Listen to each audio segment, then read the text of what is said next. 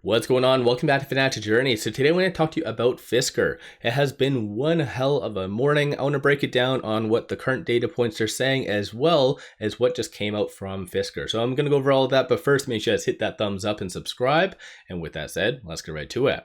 So at the time of doing this video, it is currently halted under the New York Stock Exchange's website. It shows as of 9:35 this morning, it's been halted pending news. So this is where it could be very positive news, or at the same time, very negative news, kind of piggybacking off of that recent 8K that was submitted. So there was two documents submitted this morning. One was a preliminary 14A. So ultimately this is a shareholder meeting, 3 proposals. Second one is just to raise the authorized shares. And then the third one is to have a reverse stock split. The ratios that they did select is from a 1:10 to a 1:50.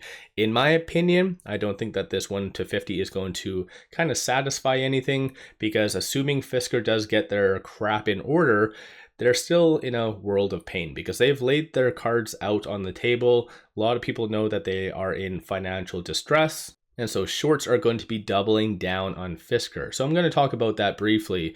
So in reality, this is a very interesting thing. So they're probably going to expedite this. Aside from that, though, they did drop a 8K. So in this 8K, it says, after the market closed on March 22nd, 2024, Fisker received notice from the large automaker with the company that they've been in negotiations with. And it does ultimately look like they terminated it. And so that's not good. And so, of course, I think it's fair to assume it is Nissan, only because essentially they did have their big event this morning. So they're probably the ones that just kind of cut negotiations. Ultimately, in the green right here, this is just Fisker trying to be somewhat optimistic. So it just says the company continues to evaluate strategic alternatives. And some of those alternatives are court restructuring, so Chapter 11, which is under the bankruptcy aspect. I found this very interesting, the fact that that rumor came out like a week and a bit ago. They came out publicly and announced saying that they are not going down that route, and that typically from time to time they do hire outside counsels for various things.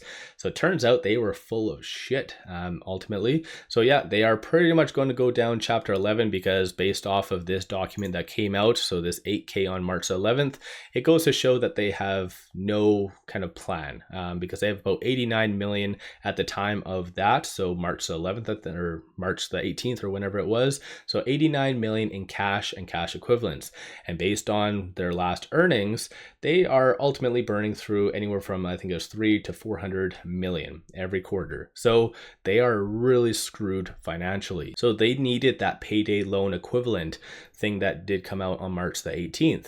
But unfortunately, because of this large automaker and the negotiations following through, it does look like that payday loan is gone. So once again, Fisker's back at square one and kind of just left with their hands up their ass. I know a lot of people are going to hate me for kind of just saying it how it is. A lot of people want to be very optimistic with Fisker, and probably at the same time, this is why you do see a lot of people on social media saying that this pending news is something epic and very good for Fisker.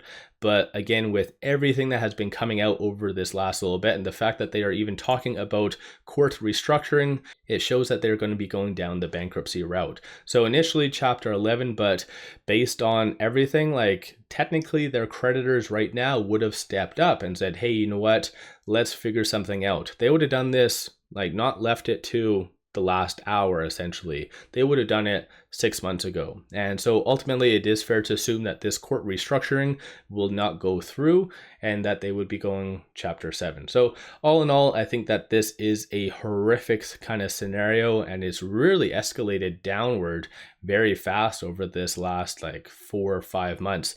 It's very unfortunate because a lot of people really did like Fisker. Even prior to Fisker being halted, shorts were returning about 1.7 million shares, and that most likely was to rectify the whole threshold list kind of scenario, but cost to borrow average is 15.51. So if you kind of factor in all this information, shorts were actually returning. So that means adding buying pressure. So this 28% downward motion right here and the sell-off, that is purely due to institutions. Institutions are dumping, and basically I think it was around the 70-cent mark. I said the exact kind of scenario is that large institutions were going to be dumping at that stage. Today was clearly the last straw, so any last institutions that still do hold Fisker are selling out. Plus this week as well is the last week for the quarter, so a lot of institutions are rebalancing their portfolios, and no doubtably a lot of them are removing Fisker from their portfolios. So I think things are going to get very, very interesting for Fisker. So even if they somehow can pull it all together and somehow even have the shareholder meeting, get the 1-for-50 or this reverse stock split passed, them also raising the authorized shares, they're going to dilute this to kingdom come. So any current investor in Fisker is going to lose their asses, unfortunately. So there's a lot of companies, a lot of EVs have gone down this route, and it is the start of a very vicious death spiral. Because I know it seems bad right now, but once you kind of combine both of these right here, things get very, very bad. So let me know your thoughts. Do you think I'm being too harsh on Fisker? Do you think I'm on point? Or what's your viewpoint, for instance, on everything that's been coming out? So the 8K and the preliminary 14A. So what's your thoughts? Don't forget to hit that thumbs up and subscribe. I always greatly appreciate that. Even though Fisker has been going up, down, sideways, all over the place, make sure you guys take advantage of this promo, only up until March 31st. Simply sign up for an account with Moo, throw $100 at it, and you get 5 free stocks. Each stock is valued up to $2,000. So take advantage of this. Link in the description below and also the comments. With all that said, I appreciate all of you watching.